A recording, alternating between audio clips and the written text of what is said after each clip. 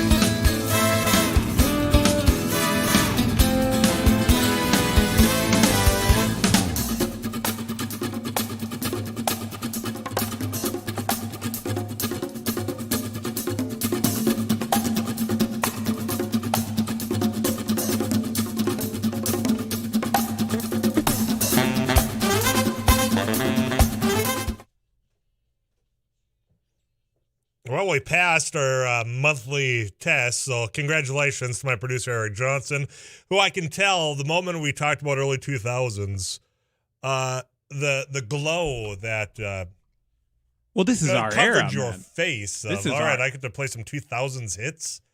Yeah, it is our era. What was the best part of the early 2000s? I mean, because everyone thinks that their era was top notch. I mean, if I had to pick one to go back to, I think we've already discussed at length. I mean, the era of the 70s would be. But what made the 2000s the best? I would have to include in that conversation the fact that we were just dipping our toes into what the internet was going to become and what social media was without having what all of it is today. I mean, the social media, we didn't have all those moments that we could be, do I dare say, incriminated of the stupid high school things that we did or junior high things. We documented some of our escapades, but not nearly what gets documented nowadays. No. I mean, there were some disposable cameras at some bonfires that maybe caught a beer or two when we were underage. Speak for yourself. I am speaking for myself. I still have those pictures well, somewhere. that's the thing. They're in a shoebox somewhere. Yep. They're not blasted all over online for everybody to instantly see. And then what follows that? So that if I had to pick one thing out of the early 2000s of growing up, that's one of those just lucky of that era moment. I mean, it was a weird transition, right? Because you had like the 90s that was booming, like kind of went into 2000. Then things certainly changed so damn early, globally, obviously with an attack that happened here, and then it changed how everything was. But we're going to play your 2000s hits. So you want to send them into 35270. We'll do that. It's Wednesday. We get it. Typically, we save it for Friday, but whatever. We do what we want here from 2 to 5. Afternoons Live. I'm Tyler Axness, your host. Eric Johnson, again, your producer. I want to thank everybody for engaging yesterday for the variety of topics. I mean, even after the show, reaching out, whether it was about the bow hunting within city limits or certainly the whole Sanford the Kelby Krabenhoff situation. I had more people reach out after the show about their frustration with that moment of how hard you've worked or how hard your wife has worked, or, I mean, the variety of relationships, because everyone knows somebody or is somebody that's involved in healthcare, and the strain of which you've been through more so than perhaps other industries. And I'm going to say this because we talk about those frontline workers, and I don't want to discount any other, the grocery store worker, because I want to talk about the price of groceries, the truck drivers. We are going to talk about that. Those are front lines, but when I mean about treating the actual virus that led to this pandemic, the front line was healthcare.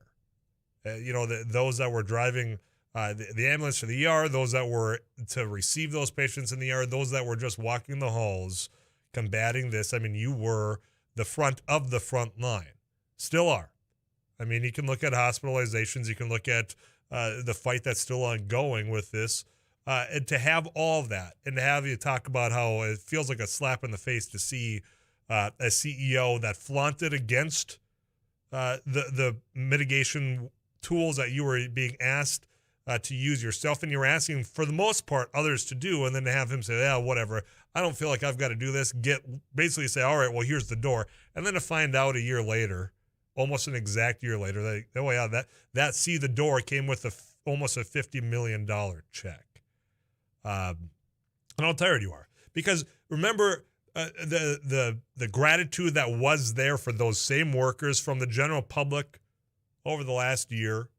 And now, I mean, some of that's turned into angst because of mandates, of them simply asking you to do A, B, or C, because everyone, the nurses and doctors certainly tired, but others in the general public are tired of the pandemic as well. I get it. They're not the person or the people that you should be taking this out on. But for everybody that interacted yesterday, appreciate it. You can do so again today by any topic. It's me, you, this microphone, your cell phone. 35270. You can text, and you can also call the Laney studio line at 237-594. Whatever topic you want to discuss, I'm here for you. I'm looking right now as the House of Representatives are debating whether or not to censure Representative Gozar over a cartoon that he shared on his social media. We can talk about political discourse and how this should not be a difficult vote, even for the Republicans in that caucus, to say, look, you crossed the line. I mean, why is this a difficult vote? And why are they rallying around voting no on a censure of a member that shared a cartoon, anime, which for whatever reason, we got to keep putting anime in there, but a type of cartoon that was violent, that depicted him basically beheading another member of Congress. In this case, it was AOC, part of the squad. I mean, this should be an easy vote to saying, look, you cross the line, because if they're going to allow that sort of thing to happen in Congress, that stuff does trickle down to the general discourse. Why is this a hard vote? You tell me. I'll come back to that conversation. Other people are already sending in about Governor Noem's daughter and the job about the appraisal. We talked at length about that before, but now with the new development that she's going to be quitting her job, the daughter that is not Governor Noem, she's running for re-election.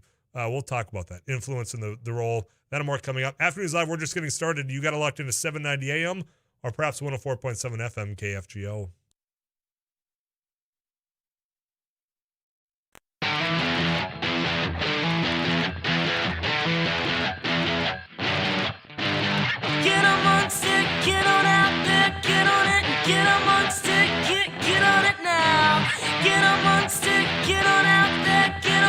get amongst it, get on it now.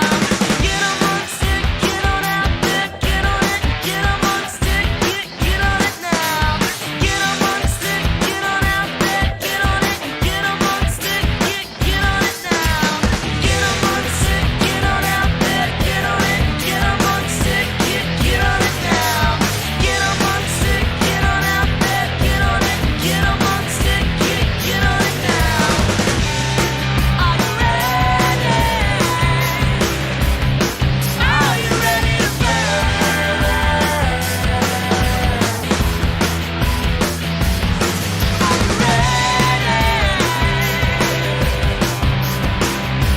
Are you ready to burn?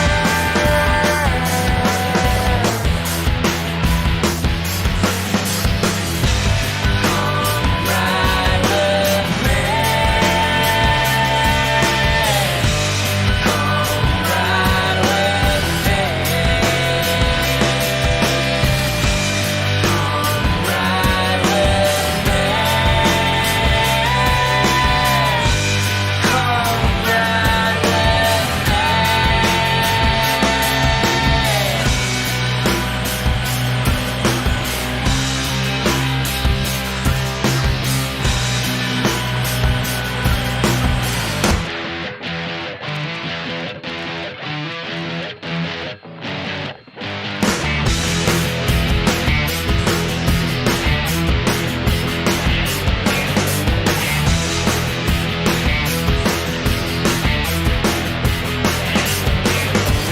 Get amongst it, get on out there, get on it, get amongst it, get on it now.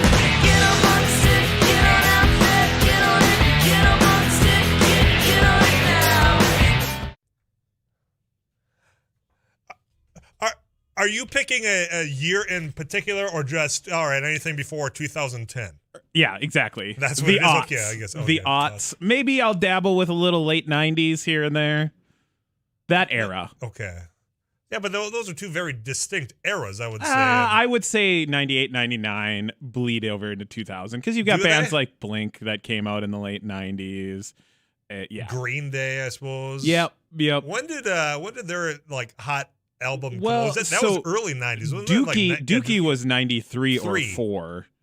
I think it was 4. 94 is when. But American Idiot that like kind of revived their career from next to nothing was early 2000s. Yeah, 4 or 5. It was after W got elected. Yeah, I was to say it was because that was there's a song in there of which is a reference to George W. Bush. I'll let you figure out which one that is on your own. Because I saw in 2001 or 2, might have been 3, but I think it was 1 or 2. Well, just throw all the years out there. I saw Green Day open for Blink-182 at the Target Center in Minneapolis. Really? Yeah. That seems like those roles have been reversed. Yeah, a little bit. That was a super fun show, though. I bet it was. 35270. Hey, you can watch us if you go to KFGO.com. If your whole thing is about watching radio, we're online now. You can go there, check out Eric Johnson and myself, if you wish. I'm going to get to the text club here. We've followed South Dakota developments for quite some time now, for a variety of reasons. I mean, we've been all over the Attorney General as far as that tragedy of him distracted driving and his vehicle killing someone. And then, in my opinion, getting the justice not served. I mean, his fine was $1,500 while a man was dead. So we've covered that. They are moving ever so slightly forward, I do believe, about an impeachment inquiry down in the House, which I think is a good development. And yeah, albeit it's slow moving, at least they are still pushing forward, because the way I understand from my friends that are listening down in South Dakota is they wanted to kind of get a feel for what the justice side of this would be, what the courts would do, what as far as the punishment. Did it fit the circumstances? And I didn't feel so, and apparently members of the House down in South Dakota don't feel that way either. So we've taken that, but also the other area of state government down there has to do with the governor's office. There's been a few things. One about her taking a private donation and then sending the South Dakota National Guard down to the border, and whether or not that is an appropriate way to be sending National Guardsmen and women to defend A, B, or C. But the latest one was when a report comes out involving Governor Noem having a meeting in her office. And it was in regards to her daughter getting a position or a certificate for being an appraiser, one that she was denied not long before this meeting happens. The individual that's in charge of that program, all of a sudden, after all these years of service, gets shown the door down there. And the daughter gets the certificate that she needs that's going to make her more money. So there's been a question as to whether or not Governor Noem used her influence in her role as a public official, the governor of the great state of South Dakota, to get her daughter this job.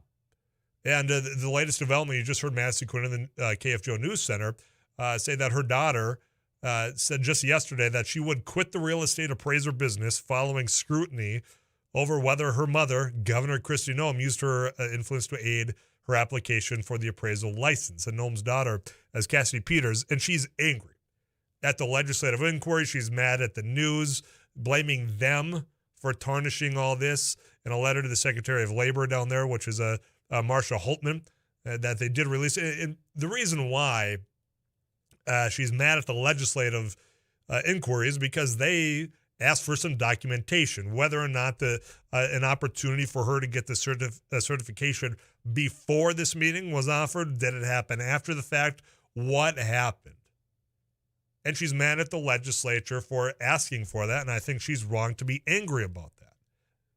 Well, let me put it this way. The legislature is full within their right to ask this of her because they are in charge of some of this when it comes to making sure that the law is followed, that there is not undue influence by the executive branch. You remember that whole checks and balance thing that we always talk about and we learned at a very early age in civics class? So I think the legislature is well within the right to ask for this documentation from her, given the circumstances that has now been public because of reporting. Now, that's the other thing that I take issue with, because every time you get something now in the media reported, everyone wants to attack the media. And now Governor Noem's daughter being the next one in line to do that, following Governor Noem herself, saying, this is just a big witch hunt. Where have we heard that before? Saying that this is just, they're out to get me because they don't like me. Oh, and quite frankly, if the bottom line of all this is that you used your office in an inappropriate way to help a family member, that is something that needs to be discussed and the light needs to be shined on. This message is what's sparking this conversation at 35270. Tyler, I'm curious regarding Kristi Noem's daughter giving up her job. Does this mean they will no longer investigate whether the governor used her position to influence? I hope they will still investigate. I don't know. I don't have an answer for you there. But there's tensions in South Dakota between the governor's office and the Republican Party. I mean, there are, and you can hear it, just drive south on I-29 across to the South Dakota border. And if you're listening down there, if you want to verify, go ahead and call me or text in. Kristi Noem, I think, is more popular nationally than what she is in South Dakota. Now, I don't mean that's as though that she's going to lose re-election. She barely won election this last time at her first entrance into the governor's race. And I, for the life of me, cannot remember who the Democratic candidate was. 35270. Text that in. Was it Billy Sutton? I can't remember, and I apologize, but somebody's listening down there in South Dakota. Text me, 35270. Who was the Democratic candidate that ran against Kristi Noem at the time? Now, Governor Noem. I mean, there's rumblings that he might be interested in running again, and I hope he does. But there's already challenges on the right side of Governor Noem as well. Yeah, the right side of Governor Noem trying to get that nomination for the GOP. I bring that up because that dynamic, I think, does play into the legislative session as well, and whether or not they do continue to investigate any inappropriate moves by her office to influence her daughter getting a certification that's going to earn her more money. But help me out there. On the South Dakota Democratic candidate that was in 2000, was that 18 already? God, that time's flying by. Help me out there, and we'll continue this conversation. Also, I want to talk about Tyson Food before we talk about trucking in general. Tyson Foods does plan to increase the prices To offset, as they're claiming inflation pressures, we'll talk about their profit margin, what they had this last quarter. All that and more coming up after this KFGO news.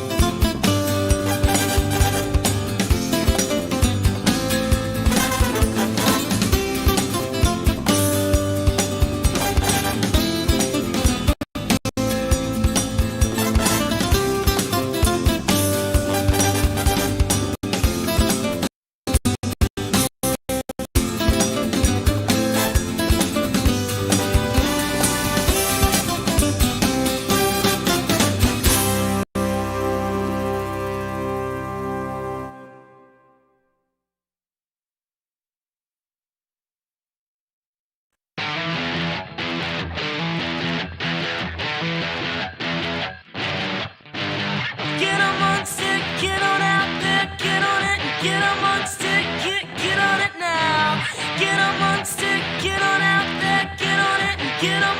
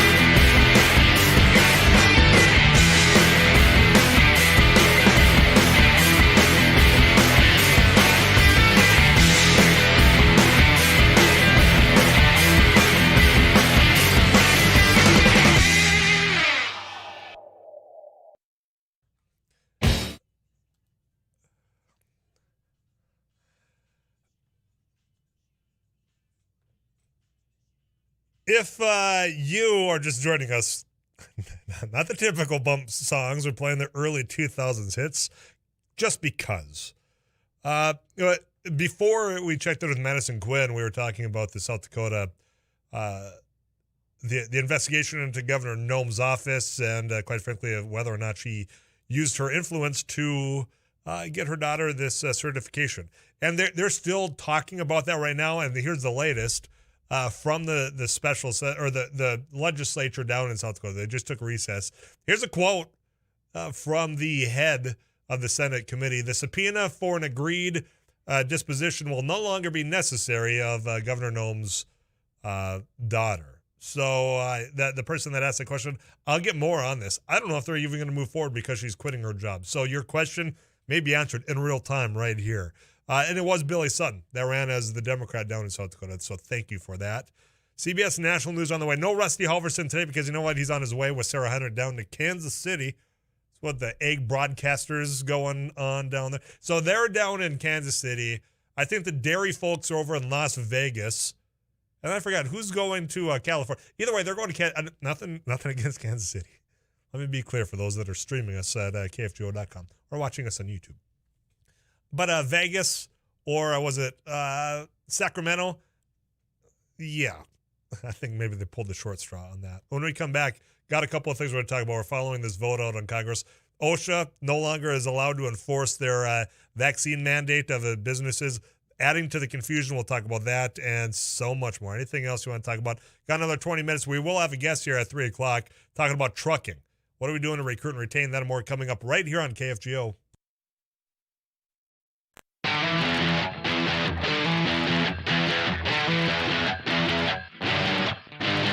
Get amongst it, get on out there, get on it, get amongst it, get on it now. Get amongst it, get on out there, get on it, get amongst it, get on it now. Get amongst it, get on out there, get on it, get amongst it, get on it now. Get amongst it, get on out there, get on it, get amongst it, get on it now. Get amongst it, get on out there, get on it, get amongst it, get on it now. Get amongst it, get on out there, get on it, get amongst it, get on it now. Are you ready? Are you ready to burn? Are you ready?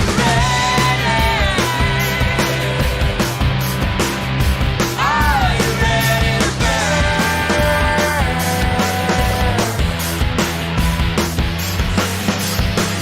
to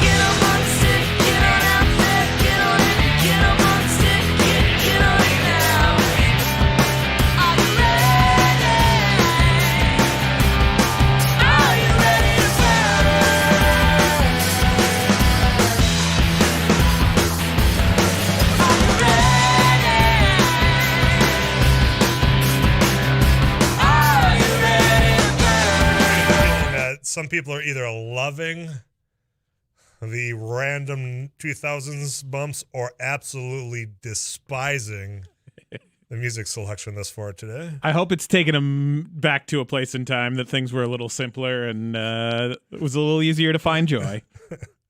When's the last time Rihanna had a hit song? It's been a while. It's been a while. I'm going to guess this was 2008. I think it's 7, but you're real close. Wow. Okay. I'm not too far off. 35270. Text me. Call me. 237-5948. I want to get to this in just a little bit of time before I get you caught up with KFGO weather. Too Tall Tom Schmancy will get you all the latest there. And this, I don't know if this adds to the confusion or if this is a moment for those to be celebrating, especially those that this is their entire point of being, is talking about this every single day about vaccine mandates. But you had the Biden administration talking about the fact that, all right, if OSHA, if you employ more than 100 people, you got to have a mandate. Or, and I think this is an important part, or you have to subject that employee to the weekly testing. So you had that's why the mandate or whatever. But OSHA was going to be the one that was going to be enforcing this. The thing that frustrated me was the fact that they come out with this, quote, mandate, and then they didn't provide any guidelines to those businesses that have more than 100 employees. Well, earlier today, OSHA had to suspend the enforcement of the nationwide vaccine mandate from companies that employ more than 100 people because of a federal appeals court order that says you cannot take any more steps to implement or enforce until further court order. So, I mean, you're going to have the administration say, yeah, we're still confident we have this authority. Others, and I mean, there's lawsuits. North Dakota joined. This is one of the many lawsuits North Dakota's joined against the Biden administration. I mean, I'm sure there's some celebrating going on when it comes to this. If you're a business owner, probably a sigh of relief right now if you're a part of that, because you've been wondering how in the world you're supposed to, what are the guidelines? What can I do? What can I not do? This might gives you a little reprieve there. But the confusion of all this when it comes to, all right, federally it's going to be mandated, but you have states like North Dakota joining lawsuit. But also when you go to the legislature that just had a special session last week, saying that, well, we're not going to have any state mandate either with all this. You're prohibited from doing this. The complexity of all this, maybe this gives a moment to have some clarity done. We'll talk more about this, but I want to get to the phone lines. In fact, I think we got our very own news director, Paul Juergens, calling in. Paul, what's going on?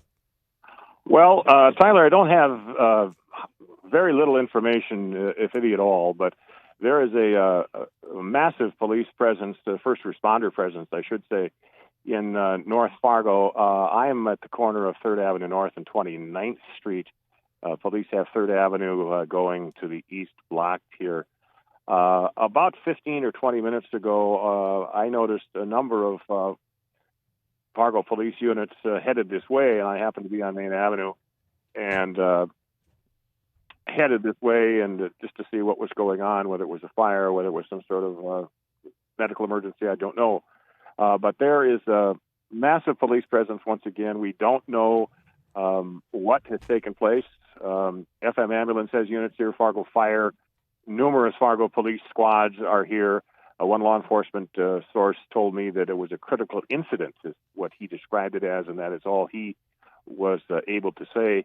I have not gotten any information from the Public Information Office at the Fargo Police Department, so I really can't tell you exactly what is taking place, but there is a large police presence. When I pulled up to the, I believe it was the Dakota Supply building, that would be at 27th and 3rd,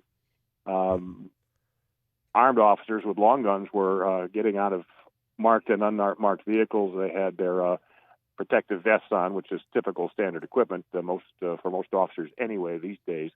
But I was told to leave the area there. Was approached by an employer, a manager of a building here. He was asking me what I knew, and I didn't know anything. We don't have any hard information, but some sort of an incident has taken place in this general neighborhood. It would be in the area of 3rd, 4th, 5th Avenue North. Again, I'm at 3rd Avenue and 29th Street North, where police have this street at 29th, 3rd Avenue North, going east, barricaded here with a marked squad. I've seen FM ambulance, at least one ambulance unit. I even saw a suburban type vehicle with the ambulance service that was going code 3 lights and siren to this neighborhood. That vehicle had a plow on it, a snow plow. So they were calling in whoever they could call, I guess, for whatever is taking place here, and we'll try to get some hard information and to pass it along. Well, and Paul, while I got you, I just got an email, and Madison Quinn here at the studio as well. Jessica Schindeldecker, who the public information officer, did just release an email to us. Chief Zabolski will provide a briefing on a shooting that occurred at 401 27th Street North, and that's the 2600 block, First Avenue North, as soon as media members arrive. So there was a shooting, according to Jessica Schindeldecker, up there, Jergy. Okay.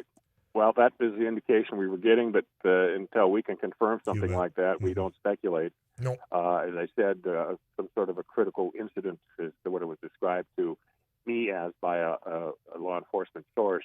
But I have not seen a police response like this in Fargo in recent memory. It just is very, very unusual to see something like this. So we will pass along information as it becomes available here. Yeah, Jergy, anytime you got to call us in, we'll stop and take you right away, all right? Absolutely. All right, thanks. Paul Jurgens is a KFGO news director. Again, he's on scene. A very heavy police presence in North Fargo. And what we just got from the public information officer, Jessica Schindeldecker, emailing out that Police Chief Dave Zabolski will provide a briefing on the shooting that occurred at 401 27th Street North. So when Jergy has more information on that, we will give that right to you. In the meantime, I'm going to get you some KFGO weather update. Too Tall Tom Szymanski. Stay with us. We'll give you all the latest information on this and more on Afternoons Live. This is KFGO Fargo.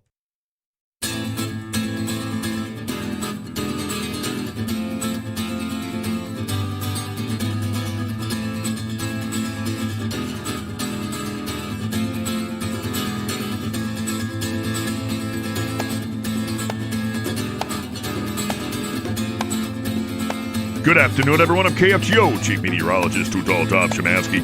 Wind advisory continues until 6 p.m. Windy with scattered snow showers. Steady slowly falling temperature. West winds roaring at 22 to 44 and gusty. Hopefully you did toss a bowling ball. Mostly cloudy, windy, a few flurries in a hurry. During the nighttime, tonight down to 20, northwest winds 17 to 37. Tomorrow, becoming partly sunny after a cloudy start.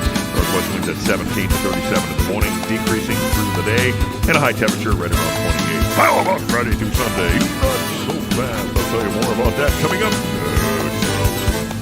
Currently 32 degrees at the KFGO studios. More afternoons live with Tyler Axness coming up right after this.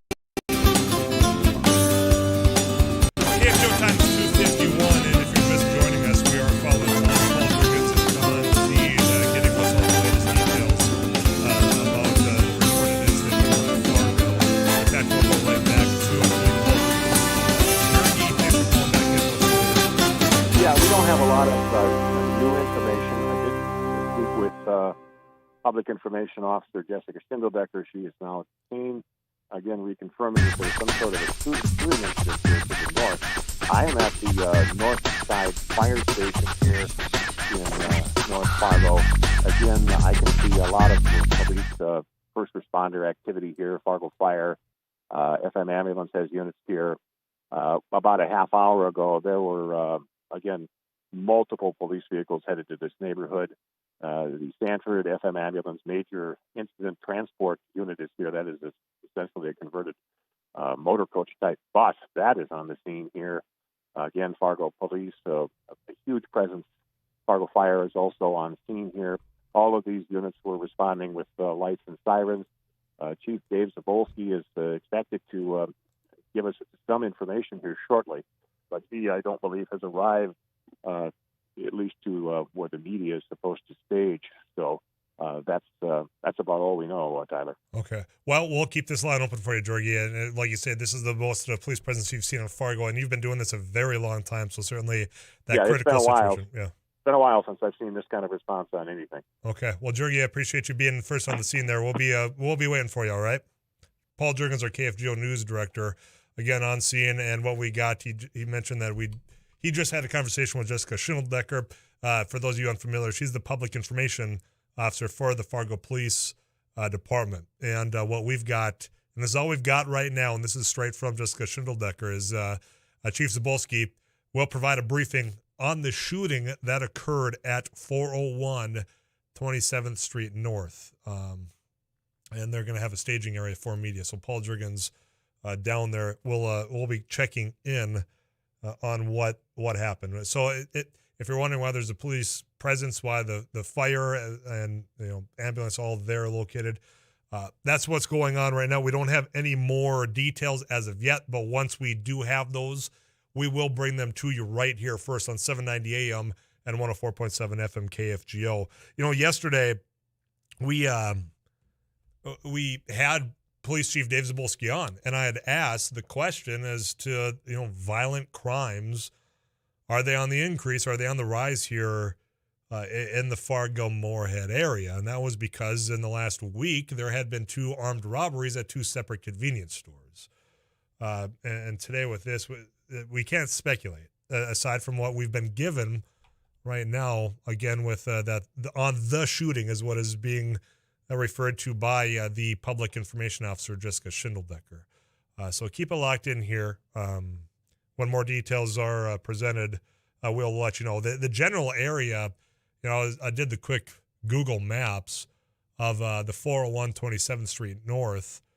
And, if you're heading up north on 25th Street, past 7th Avenue north of there is about the location. So don't be driving in that area. Don't be gawking or rubbernecking around just to go see all the activity, because the job's being taken care of there. And when, again, we have more information, we will get you updated on all the latest. Paul Juergens on scene there. And plus we got Madison Quinn in the KFGO News Center and all the boots on the ground. So when we get the latest there, we'll let you know as best we can. But no speculation going to be happening right now. We are expecting a guest here at the 3 o'clock hour. This is obviously precedent whenever a Juergie calls in or whenever we get word of what the incident was, which was described as the critical incident, which that's the first I've heard of that term being referenced while I've been on this very airwave from 2 to 4, now 2 to 5 in 4 years. So a critical incident up in that area. If we have to, we dive into that because that's the news you need to get.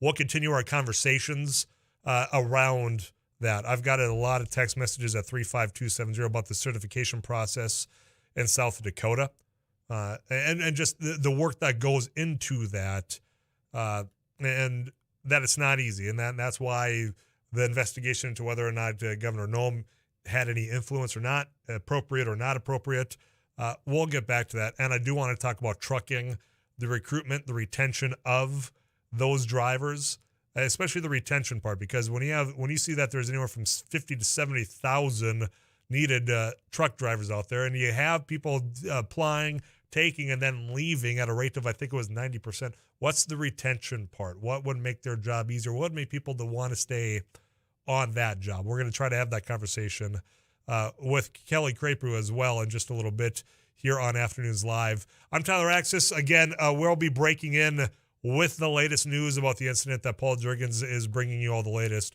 Fargo Police Chief Dave Zabulski will have a press conference for media in just a little bit. When that does happen, we'll get you whatever is told up there. But stay away from that area. I'm going to encourage you again one more time. Don't go gawking. I know that sometimes people have a tendency to want to go check it out for themselves. Avoid the area. Heavy police presence. The ambulance there, fire is all located up in North Fargo for a critical incident. So keep it locked in. I'm going to get you caught up with CBS National News. We'll check back in with Madison Quinn in that KFGO News Center as well. It is Wednesday afternoon.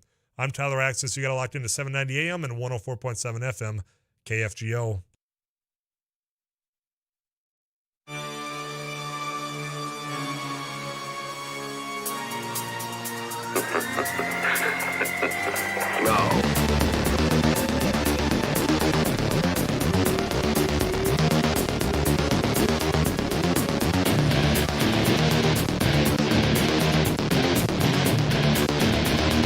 It belongs to a creature from outer space.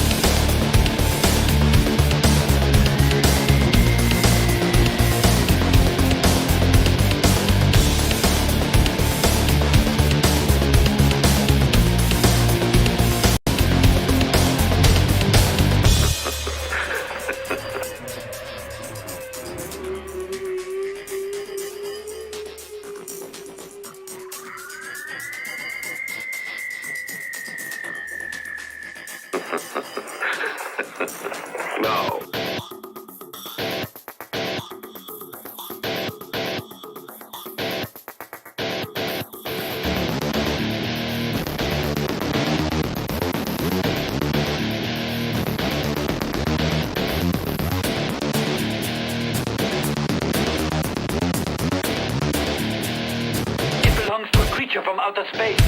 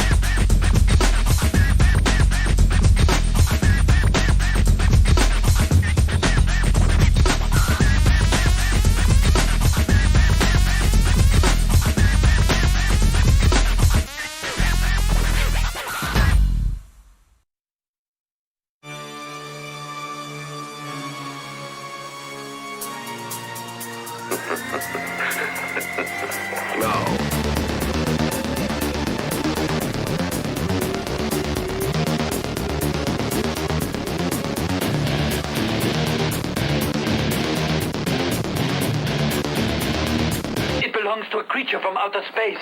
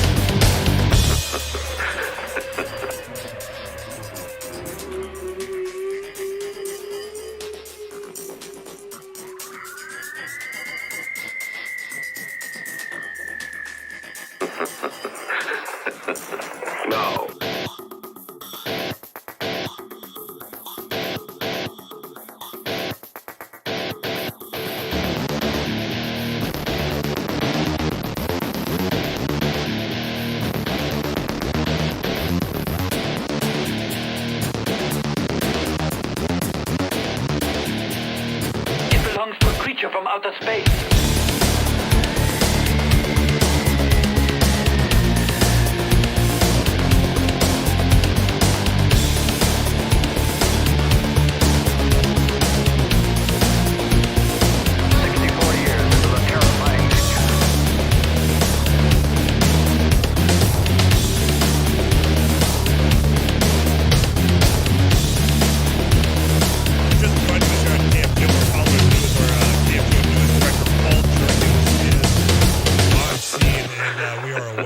Some comments from the Fargo PD. In fact, we'll check in with Madison Quinn in the KFGO News Center. Madison, what do you got for us?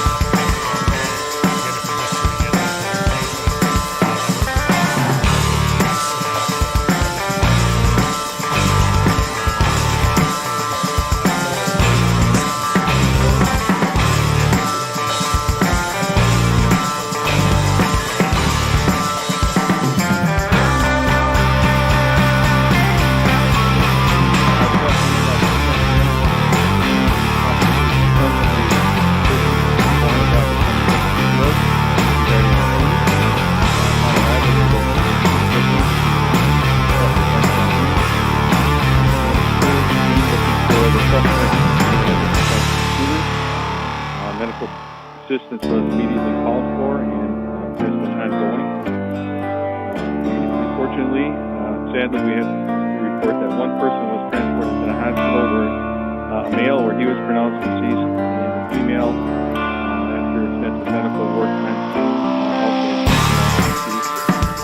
Shortly after the shooting incident in the call, a 35-year-old male put himself in as a suspect of the crime.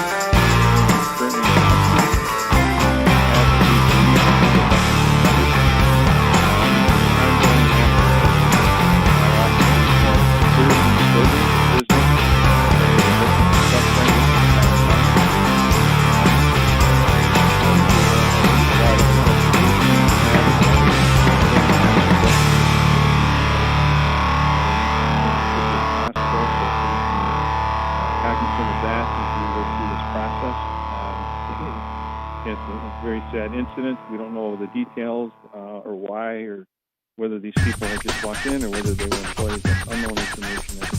So as more becomes available, we will certainly. The business is Composites America.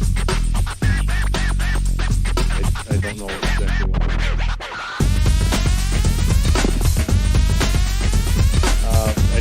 have the name of the structure, and we're still working through that. But we have components in place that we think we're comfortable at this point today that we have the person we believe is responsible in custody, and I think they came here with the state fair that they think is getting the case process. So we'll be here for several hours doing that, and we'll likely have an update later tonight or early tomorrow morning. With the other folks that we're the suspect's name later tonight. You guys got it. Perhaps this week, happening with that, if there was any other piece to the investigation or that it was any way harm the investigation. Right now, it's a very early stage.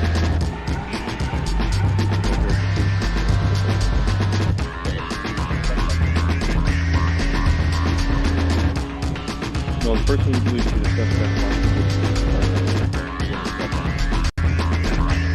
outside PD right now, or is there more to that?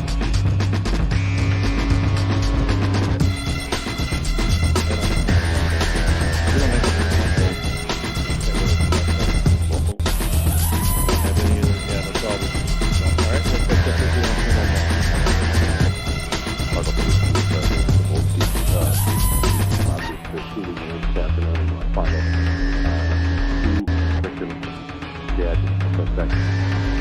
Custody. Everything's north of my location here. They brought these briefing in to the north side fire station because of the wind and cold. So we were able to hit the miles there. So that's essentially what we know at this point. And then the one dead, somebody held dead, and that's what we have to be putting stuff in. That's the police headquarters building, far from the subway. Also, the police radio, 790.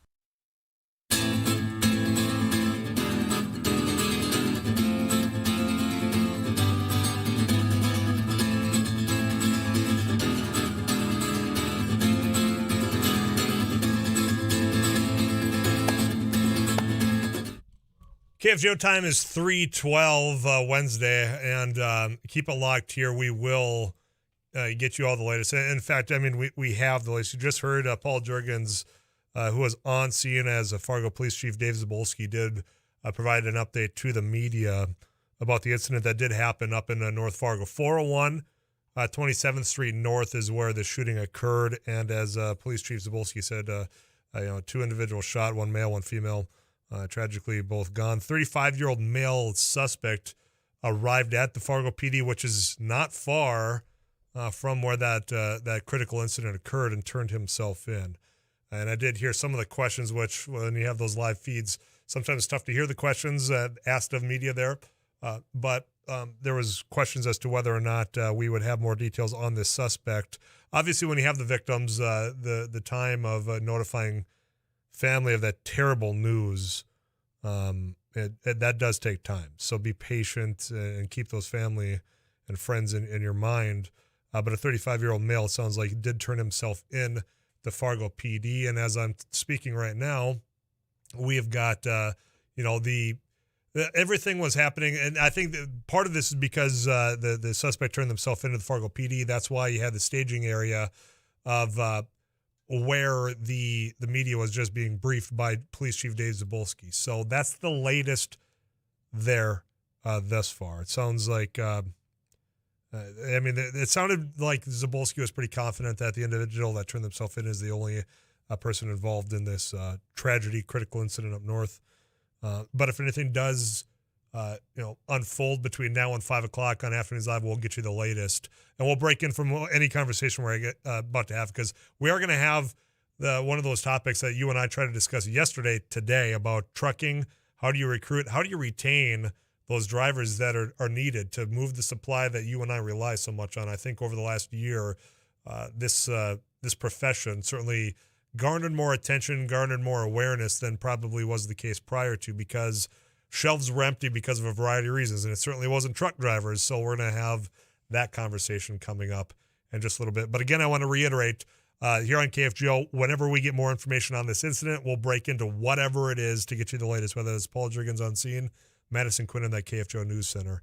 We'll take a quick pause here. This is Afternoons Live. It is 3:15 KFGO time. More right after this. Stay with us.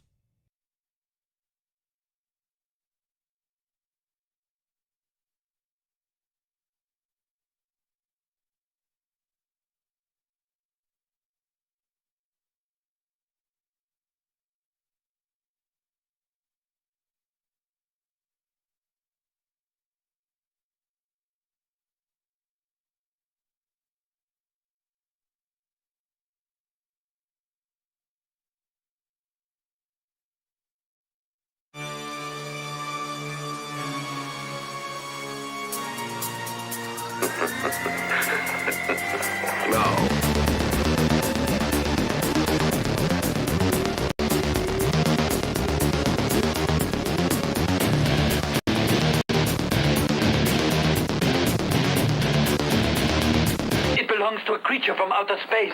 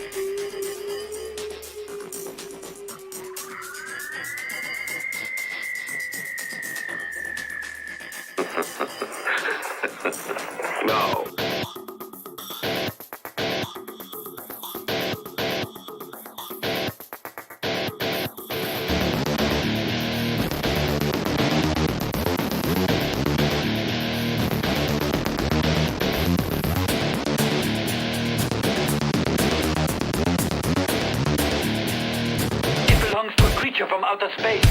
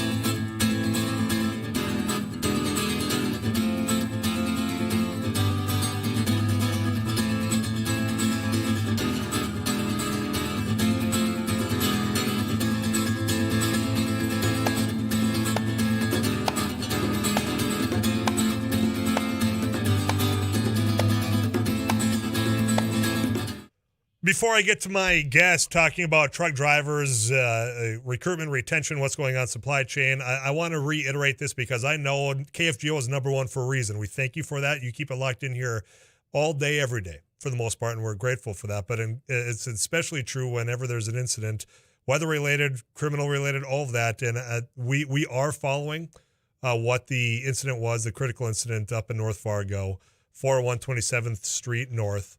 We just brought to you live the press conference by Police Chief Dave Zabolski. Paul Jurgens, the KFGO News director, was up there. We're following it, and here's the latest. If you're just joining us, and we will continue when new information provides itself. We don't know if there will be any new information before 5 o'clock today. But the latest, 2 victims, a male, a female, and a 35-year-old suspect turned themselves in. So that's the latest if you're wondering what's going on. And when more information provides itself, you keep it locked here, 790 AM or 104.7 FM, and we'll get you all the latest as we are number one, first on scene, first to break it to you there. We are going to continue our conversation, though, one that we've had off and on throughout the last year and a half, almost 2 years now, and that has to do with supply chains and truck drivers getting that product from wherever it is to your shelf.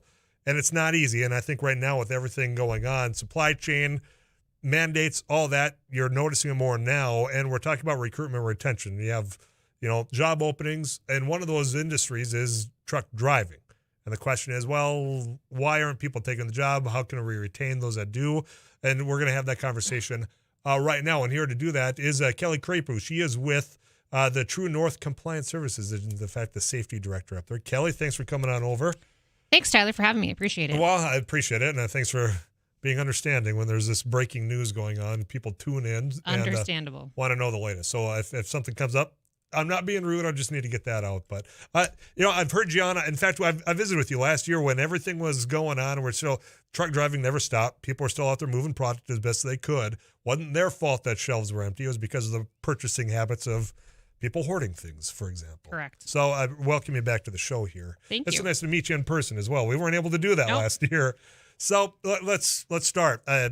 Truck driving, when we talk about job openings and the shortages of A, B, or C, this industry is one of them. And we're saying anywhere from 50 to 80,000 truck drivers are needed here. What's holding people back from taking the job? So, yeah, you're right. Currently, it's estimated about 80,000 truck drivers short currently. And at that rate, by 2030, it's said to double. So about 160,000 drivers are going to be short. So, first of all, we have to look at why. What's the issue? First of all, the average truck driver age is 55. So those folks are going to be looking to retire in the next 10 to 20 years. So we need to figure out how we're going to replace those drivers. The other thing that we need to look at is who are we going to replace them with? Hopefully young people. One of the issues with hiring young people is there is a federal regulation that states 18 to 20-year-olds cannot drive interstate commerce. So they can't get a commercial driver's license and cross the state lines until they're 21. So we're missing that. A high school senior graduates from high school and would like to go into trucking, but they can't because they can only stay in the state. Right. So that's one of the issues that we're facing us. The other thing is the lifestyle that truck drivers have. It's not super enticing. It's not the romantic, 70s and 80s of the past. It's a lifestyle that's very tough on truck drivers. You're out long days, weeks, months. You don't see your family. It's hard to have a family life. It's hard to see your son or daughter's, game or family functions. You're missing out on those as well. There are some infrastructure issues. That's hard too when you have to spend, 1 or 2 hours of what could be working hours, and your time as a truck driver is very precious. You have 11 hours to drive, 14 hours on duty, those types of things. When you're spending an hour and a half looking for parking, that's an issue. So now you have to end your day early to find parking, which maybe makes you miss your load, drop off, or pickup, those types of things.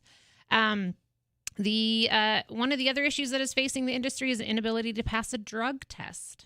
So we do have states that are legalizing marijuana on a state level. However, a federally mandated truck driver cannot because they're subject to federally mandated drug tests. So the legalization of marijuana has kind of put a little damper in things as well. Hadn't even considered that one, to be honest Yep. with you. The other ones, I'm like, okay, yep, I understand. Yep, check that box. Oh, drug testing. Yep. Okay. Coming in February, there's a new regulation coming out. It's called the entry-level driver training requirements. That's put out by the federal government. That is due to go in place on February 7th of 2022.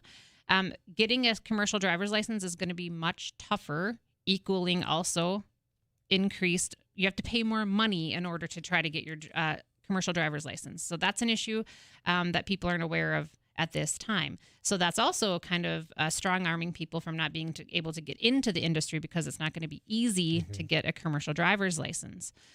So we have to figure out ways to entice new people into the industry. Not that the truck driving community now, they're great. We have great drivers. Have been, many people that you talk to have been doing it for years and they're great at it. We just know that in 10 to 20 years, they would like to retire, and we need to figure out who we're going to replace them with and how to retain our current drivers. A lot of people are talking about why we're having a shortage, but they're not talking about the second half. How do we retain our current drivers? So that's I'm so happy that you picked up on that. And I think that's with any company at this point or anybody that has employees is how to retain the ones that we have. So there's that. Yeah, and there's a lot to unpack on the list of what you provided as far as barriers go. And I'm curious if any of it's been worked out over the passage of this infrastructure bill, because I seem to remember, and I was visiting with I don't know, one of your colleagues, is Melissa Dixon, I believe. Not long ago when we're talking about the infrastructure bill, is what I thought it was in, of allowing 18-year-olds to cross those state lines. Was that resolved? Or not yet? Not yet. We're not there. Okay. It's something that the FMCSA, who is the Federal Motor Carrier Safety Administration, who is governing body of the Department of Transportation, of highway transportation, something they're considering. It hasn't been passed yet. The other problem on top of that is how to ensure young drivers. So if we get that, regulation that 18 to 20-year-olds can drive, now we have to figure out how we're going to insure them at a rate in which carriers can afford. Yeah, I mean, I think about when I was 18, and it depended, if I had a 2-door red car, your insurance was through the roof. Exactly. Just because you're an 18 dude. Yep. And now you're having an 80,000-pound vehicle that you need to insure. So we're not, talking apples to apples there either. So absolutely, that is something that the federal government is looking at. We haven't gotten that passed yet, but we're hoping that that's on the horizon, because that's definitely something we need to look at. Because those 18 to 20-year-olds too, if they're taking 3 years of that gap from the time that they graduate from high school to the time they turn 21, now they've been looking at other employment opportunities and getting into different industries, and now we've lost them in the transportation field. Well, and I think that is because we've been talking about trying to get introduce professions to people at a younger age. I think about the CTEs that are going into the classroom at junior high, introducing people to, here's what you can do if you want to be a carpenter. Yep. Well, you're not really allowed. I mean, you're being boxed out of that conversation just because of federal regulation right now. And as you say, that window of the impression of getting into a job, saying, you know what, I can see my life. So, because the people I know that are truck driving, they love the lifestyle. I mean, I get the Snapchats, whether that's the sunset or the sun rising, people. And so, I mean, that's not for everybody. I get that, but there are people that they're not going to realize that till they actually have the opportunity. Correct. By the time 22 rolls around, some people already have a variety of different jobs in mind. You got it. And I think too, like you said, the people that, are in trucking that love it, this is a great time, in my opinion, to get young people into trucking. 18 to 20, you don't typically have established a family. You don't have a family that doesn't cause you not to don't have to come home as much. And this is the opportunity to see the country and get them interested. And then maybe if they need to, in later years, once they have a family, maybe get a local truck driving job. Kelly Crapo, I guess I got to get us caught up with, and a lot of messages coming in 35270. Get us caught up with KFGO News. Again, we are following along with the incident that happened in North Fargo, 401 27th Street North. Paul Jurgens was at the press conference with Fargo Police Chief Dave Zabolski. No new information between then and now has been revealed. Whenever there is, we will break it down for you. Again, 2 victims is the latest. 1 male, 1 female. 35-year-old suspect has turned themselves in at the Fargo Police Station. When more is revealed, we will get it to you right away here on Afternoons Live. I'm Tyler Axness. You got locked into KFGO Fargo.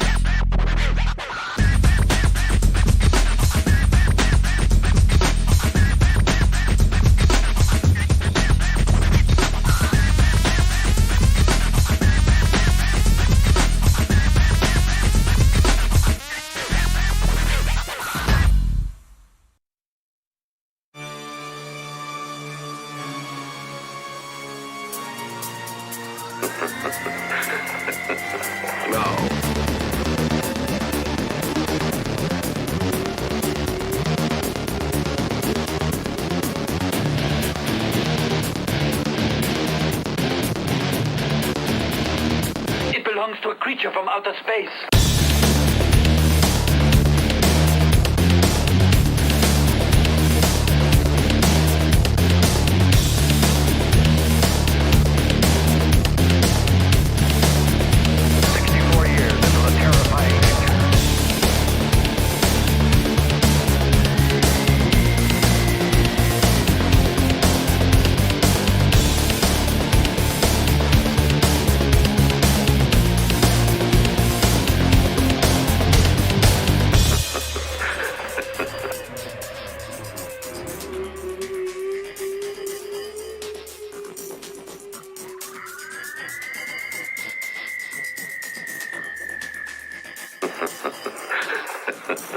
Now,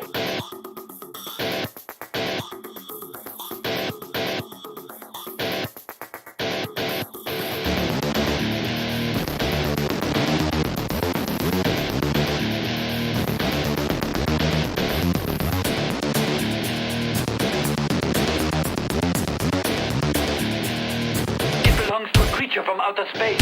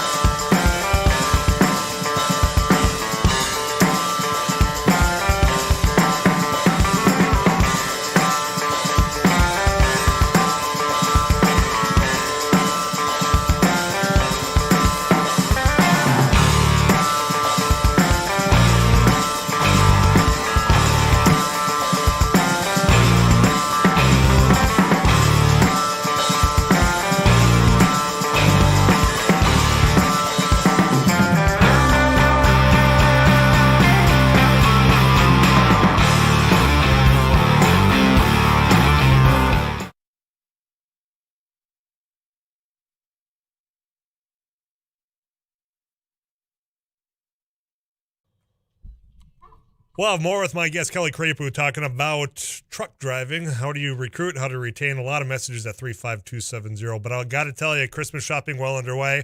Last Friday, I had the opportunity to interview Jim Puppy. He's the author of Dakota Attitude. I bought my copy, not only for myself, but for some gifts. And I tell you what, you're going to want to get your hands on this book as well. It's personal stories capturing your small town, your big town, whatever community you grew up in North Dakota, he got it covered. It's all in that one convenient book, and you can get that book at whether it's at the Mindak Market at West Acres or J.C. Pennywing. You can purchase it at DakotaAttitude.com, or you know what, you can go into wherever your local bookstore is and find it there. And the thing is, if you were listening, and you can go to KFGO.com, listen to that interview with Jim Puppy, the author, those proceeds from that book all go to the North Dakota nursing students. So it's all going and giving back as well. But he's got somebody from every town telling their story, and all those stories were brought to you by the community itself, saying, you know what, this is the person you got to talk to. And chances are you probably know the person of your community, and you're going to want to know more about who they are and what they've done. And again, I mean, over 1,000 people, 617 stories, Dakota Attitude. Buy your copy for yourself. Buy it for your Christmas gift. There's no supply chain shortage there. Find it wherever you buy your local books. Again, Dakota Attitude with author Jim Puppy. Find it locally here. Get it for Christmas.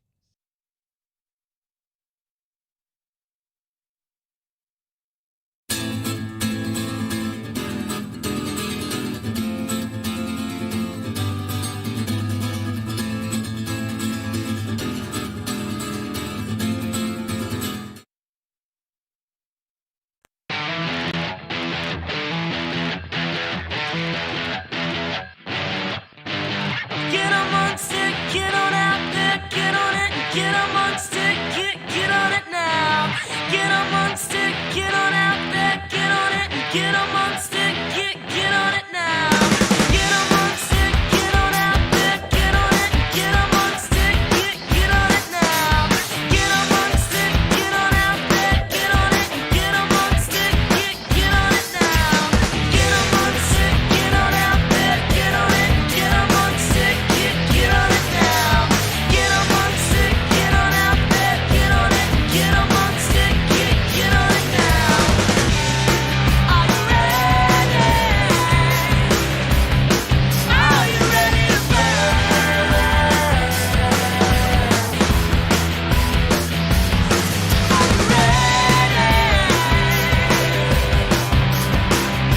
Are you ready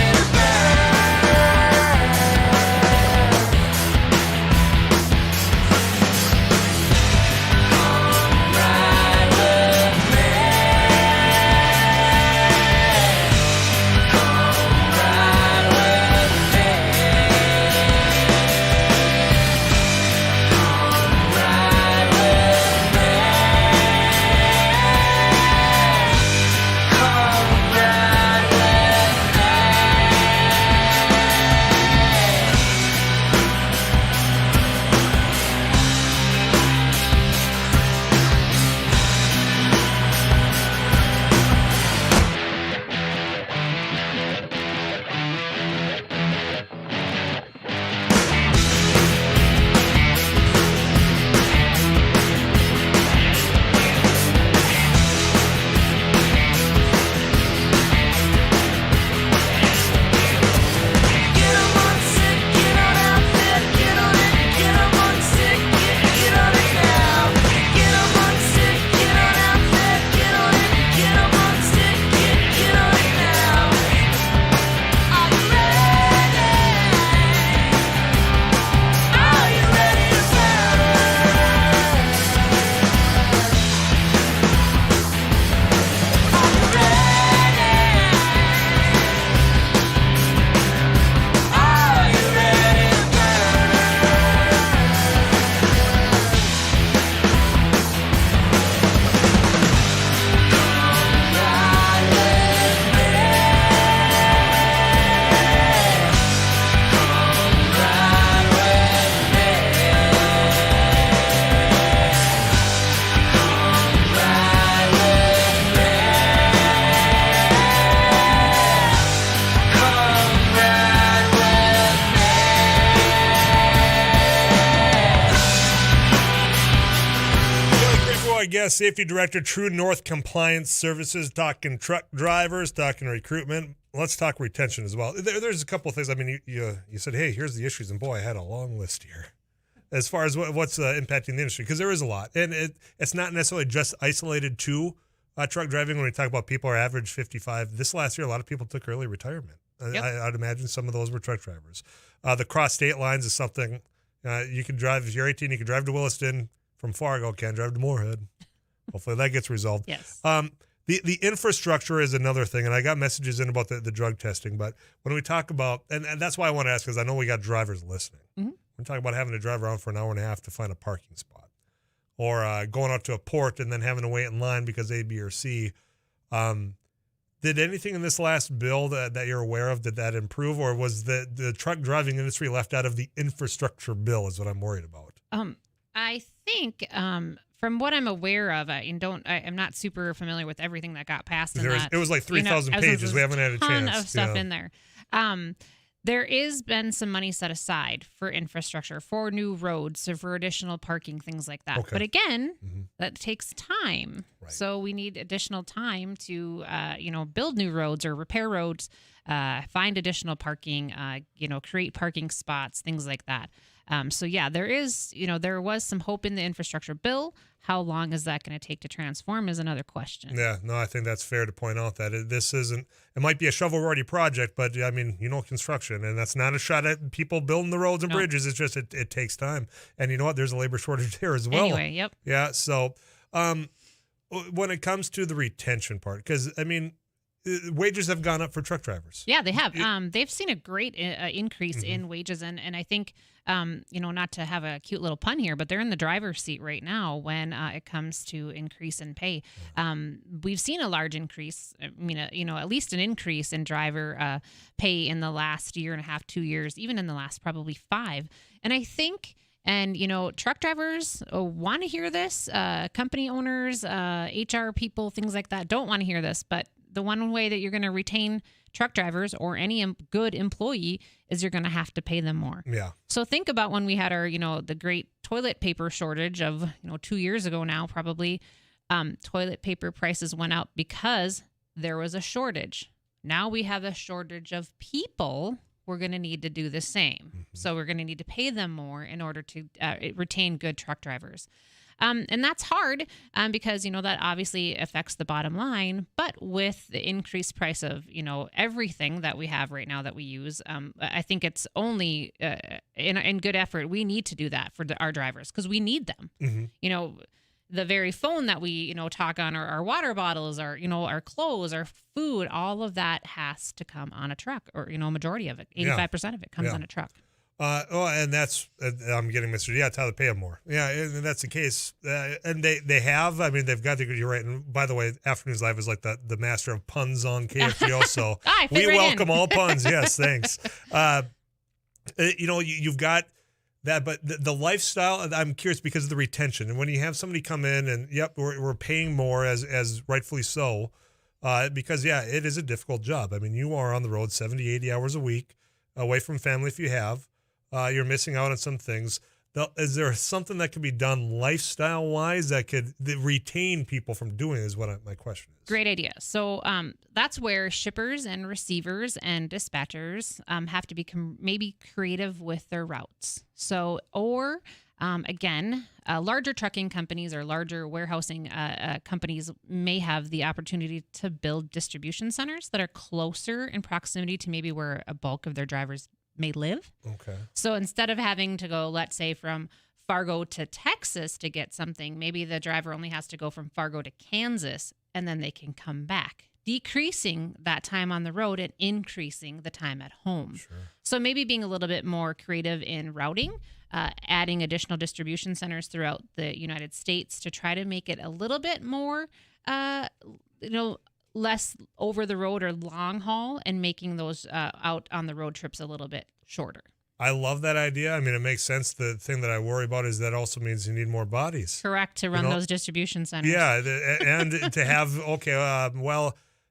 we don't need the driver from Fargo because we got the driver in Kansas City to go to Dallas, and so but there you go. You're thing, right, kind of on the. So you might be able to attract some local drivers from Kansas instead of having to dispatch somebody from Fargo. So it kind of all is a big circle that you can probably build something here, and they will come as far as a driver is concerned. All right, I'm going to get to the text club because there's been messages waiting for you, and I've been hogging all the time. 35270. What about Tyler? What about automation coming to trucks? So how does that impact? Great. So a lot of truck drivers don't want to hear this too. Is that autonomous trucks are coming? I had the opportunity to ride an autonomous snowplow last year, and that was great. So that's hard for me to wrap my brain around. That a huge truck, a semi, is going to be on the road with somebody from behind a computer is making that truck go. So it's not all inherently bad because we're going to lose tons of drivers over the next 10 to 20 years to retirement or whatever the case may be. We need another source. So autonomous trucks, that is coming. Or even making trucks and technology better to ease the stress of driving every day, lane assist and, those types of things. Technology is a great thing. I think about those cars that can, parallel park for you. If it can take a little bit of a stress off of a driver from driving the truck through technology, we should welcome that. So autonomous trucks are coming.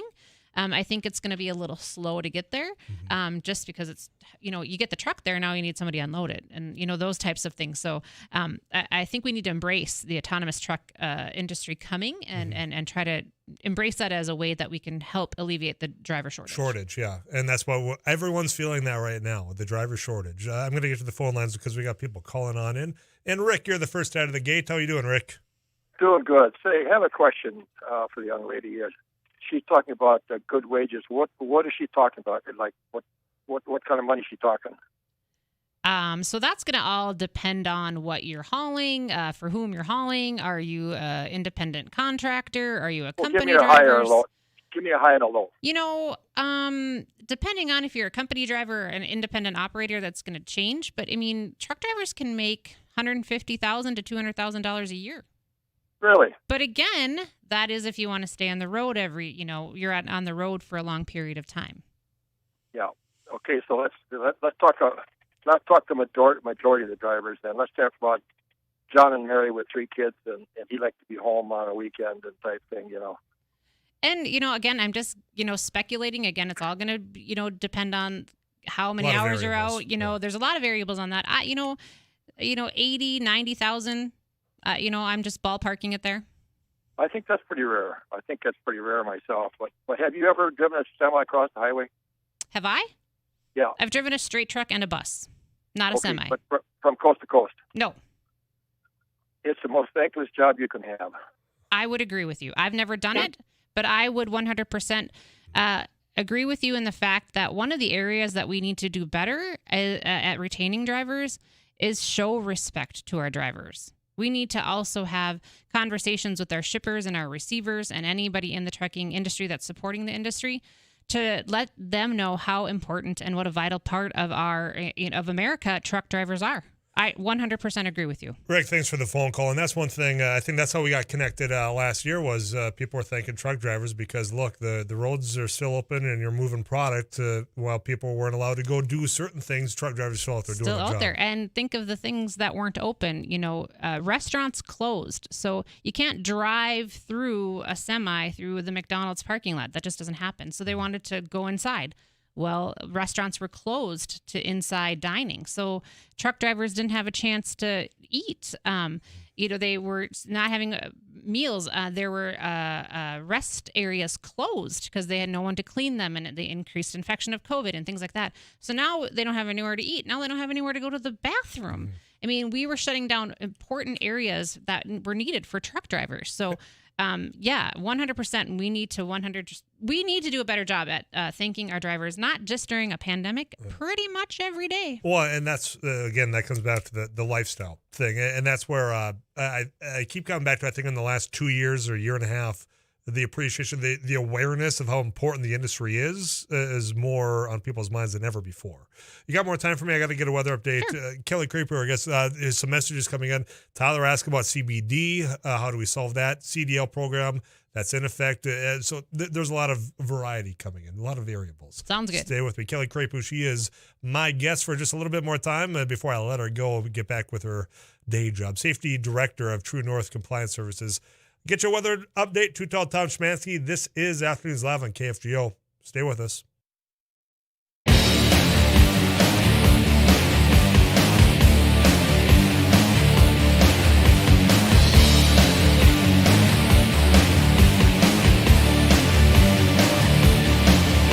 Greetings, everyone. I'm KFGO Chief Meteorologist Too Tall Tom Szymanski.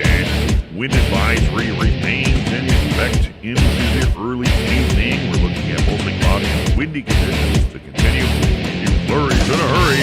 Don't worry, just scurry. We will rebuild if necessary.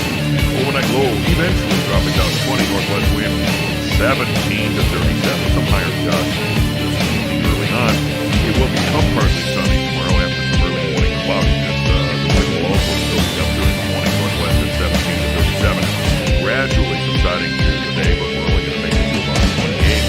And looking to tomorrow night, the cloudy will drop down to about 15. I think that'll occur sometime before the night. The temperatures will hold steady or rise. That south breeze will pick up during the day, Friday with a high right around 36 under a partly sunny sky. On Saturday, partly to mostly cloudy, 36, but on Saturday night into Sunday morning, a weak clipper-like system will bring the chance for a little bit of light snow into the region. It's out of here midday and afternoon, then it turns windy and colder, morning high of 28. Then falling temperatures, I do not light snow, but colder temperatures on the way at the tail end of the weekend. Currently 31 degrees at the KFGO studios. More afternoons live with Tyler Axness coming up right after this.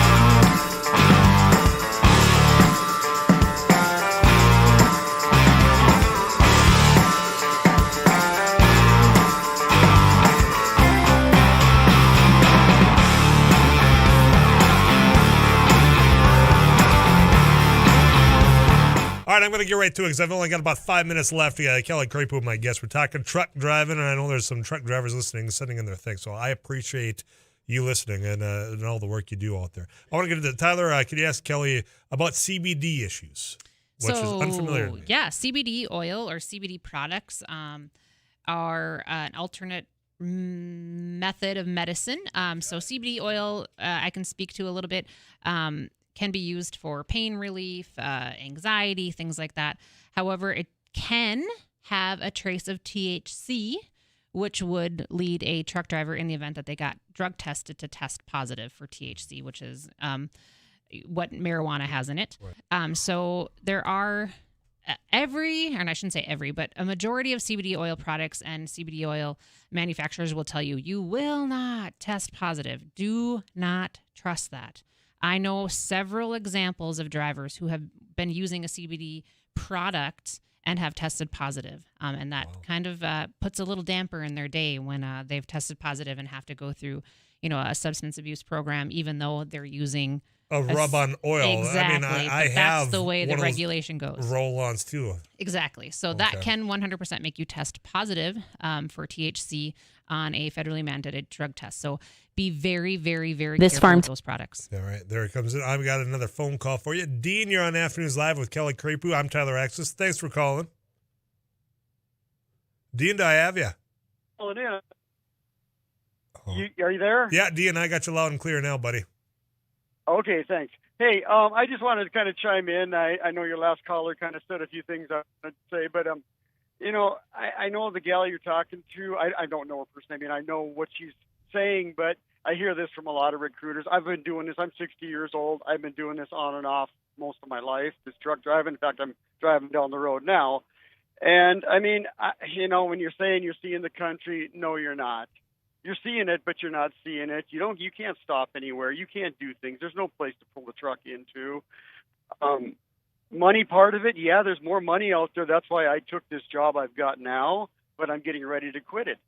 And it's not because, well, it is because they're pushing me way beyond the limits of DOT requirements, which, pretty hard to do anymore with the ELD logs.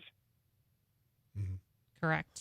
Yeah, you could say it's because they can't find drivers, but they've been doing this before there was a driver shortage too. Sure. I've been dealing with this all my life. Dean, you're not helping my cause here to try to get more drivers into the industry. And you know that was right. And Well, that was me. and I know. That was me who said, "Hey, you get to see the countryside." I think just because of the people that sent me photos of their sunsets. So don't put that on Kelly. That was on me, Dean. But I think you're right. I'm going to let you go and listen off there because I've only got I'm up against the clock here. I mean, we didn't hardly even crack the surface of the overregulation of. And Dean has a good electronic point. He really logs. does. Truck drivers are pushed to run because there's a saying, if the wheels aren't turning, you aren't earning. Mm-hmm. So there's that misnomer, and yes, it's push because the company or whomever, the dispatcher, needs you to go to make money. So that is hard. And it's an overregulated industry. You said that earlier when we were talking off air, Tyler, that it's an overregulated industry.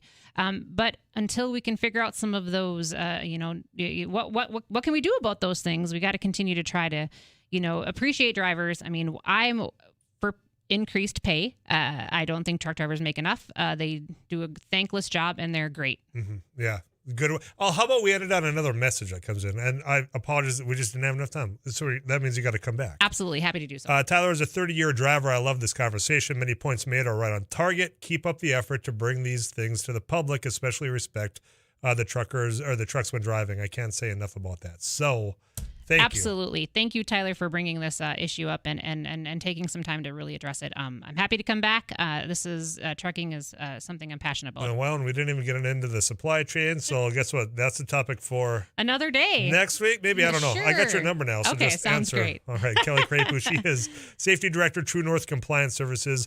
All the messages I didn't get to, I'll come back to those. I got another hour with you now on Afternoons Live, 2 to 5, right here on KFGO. I'm Tyler Axness, your host. Eric Johnson, your producer. Stay with us.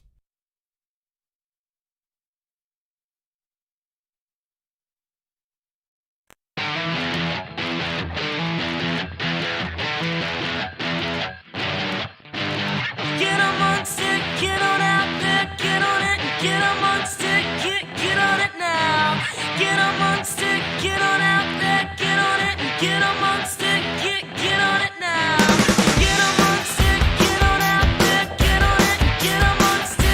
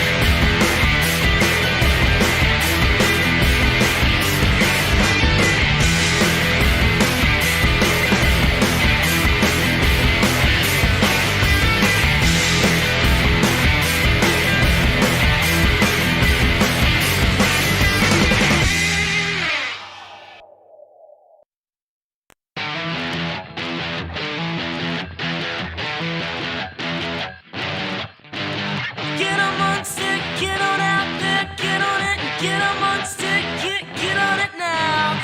Get amongst it, get on out there, get on it, get amongst it, get on it now.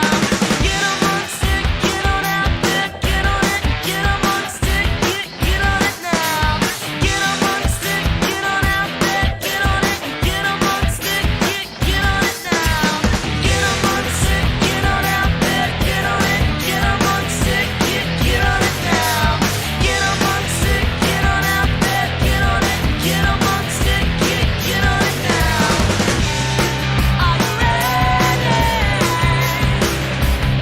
Are you ready to burn?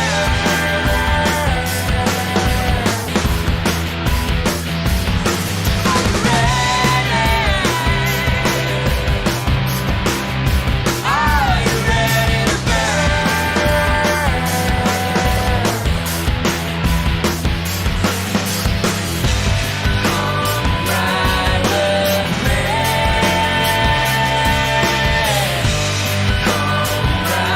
with me. Come ride with me. Come ride with me.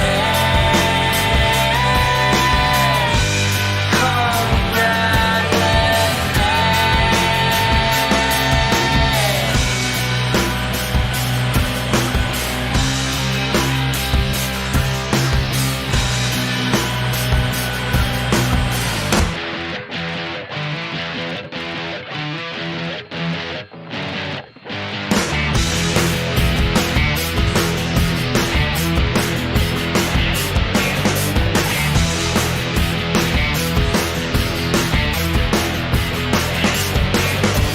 Get amongst it, get on out there, get on it, get amongst it, get on it now.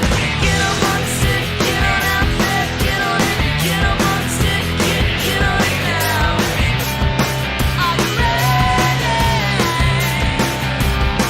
Are you ready to burn? We'll check in with Paul Jurgens at the KFGO News Center in just a moment. He was on scene of that North Fargo critical incident in which he was there for the police chief press conference as well. He'll get you the latest in just a minute. It is 4:05, time for a fact check round 4. Here's things that you can or cannot or should and should not share on your social media. Did gas prices rise to $6.99 in Lancaster, California? That's a claim that's been circulating around Facebook. I mean, I would assume it'd be higher than ours, which is at about 310, I think, right now. But that seems ridiculous. Double. I'm going to say no. Correct. In November 2021, gas prices rose to $6.99 for unleaded fuel in Lancaster, California. The claim, false. That is not true. Don't be sharing that. Here's one more for you. These again, Facebook. Do you notice a trend? Yeah, right. Facebook, you might have seen this. A new medical diagnosis code has been designated for people who decline vaccines, and it will be used to help determine who will go into education camps. No. Don't share that either. Education camps? Yeah, so those are your fact checkers at 4 today, Wednesday, November 17th. Don't share either of those if you see them on Facebook, Twitter. In the meantime, let's get you caught up with the real news of the local time here. KFGO News Director Paul Jurgens, take it away.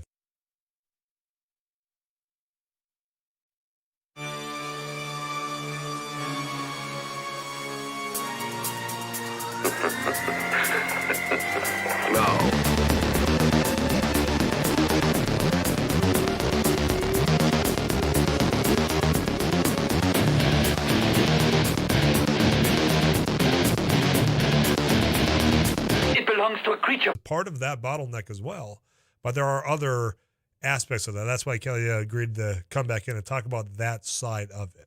So we talked about the port's going to be open out in California 24/7 and try to move this product. But if you don't have the bodies to move the product, you still have that bottleneck. But some of the messages you got, and I apologize, we just didn't have enough time because of trying to cover what was going on in North Fargo. But I'll try to address them. Tyler, hours of service is an issue. When paid by the mile, if the wheels aren't turning, you're not earning. That was a comment that Kelly had made as well. This one, my husband has driven truck for over 20 years. He says the fact that there is more disrespect for truck drivers, such as, and this is of course, no trucker restrooms, fewer available restaurants, and cars who think they are more important than on the highways. I think about professions that for whatever reason don't get the respect they deserve. And I certainly do think truck drivers are one of those, and I don't understand it. I really don't. As to why you don't get the respect you deserve, both on the roads and then when you make your stop. I think about other aspects of the job that, you know what, it's not for everybody. Not every job is. The job I do, not for everybody. The job that, law enforcement, not for everybody. Truck driving, you get it. But where this change in attitude occurred, I don't know. Like you say, for over 20 years, and there's more disrespect now than there was those years. What changed it? Let me know at 35270. You can also call in to 237-5948. Another one, Tyler, how about paying them more and less regulations like higher prices to get a license? If you're going to fix the problem, you have to start with what caused the problem. Well, and we didn't even scratch the surface of how over-regulated I think the trucking industry is. And because of timing, didn't see a pandemic coming. When you talk about that increase when the cost more for a new CDL, for example, or the increase in training of what's necessary. I mean, some of that, is it overkill? Perhaps. Some of those logging, yeah, maybe. I mean, you have got other examples in very important fields. Think of an example of a doctor, surgeon, perhaps. I mean, you have to have a specialist. Well, guess what? They might be operating, have to drive 4 hours, and then come back and do an operation that takes a number of hours here from Minneapolis. We'll just pick randomly there. The regulations on that, as somebody that's performing surgery, seems a little bit more lax than what's allowed behind the wheel of 18. So I agree. I mean, the paying more is one thing, but there's more to just the pay. And I think over the last year, that could be said for a lot of other professions as well.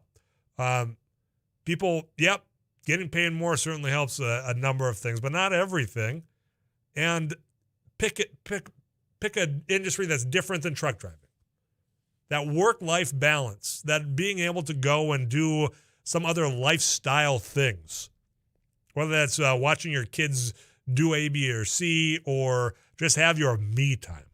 And people started valuing that more, I think, because of this weird time we find ourselves in than ever before. And weighing that when it comes to what job they want to enter into or what job they want to maintain. I mean, was it April that you saw the report that more people quit their current job in April than ever before? I mean, it's not just about pay. I mean, it's about a variety of things. And that's why I think trying to figure out the lifestyle aspects might help that retention. Because when you're thinking you're putting in 70 to 80 hours a week, moving product, which we're thankful for, even though it's unfortunate that respect and that gratefulness isn't portrayed to those actually doing the job. So how do you cut that down to where you have some more of that me time, more of that family time? How do you get to where their respect's there? I mean, those are questions I don't think there's an easy answer to, as we're talking about. If you were able to shorten up routes so we're not having to drive from Fargo to Frisco, and it's not for a Bison football game as a championship, it's because of you moving product, and that's where the company you're hired by needs you. If you're able to cut that in half, and then you're driving halfway, that you're allowed to be home a little bit more.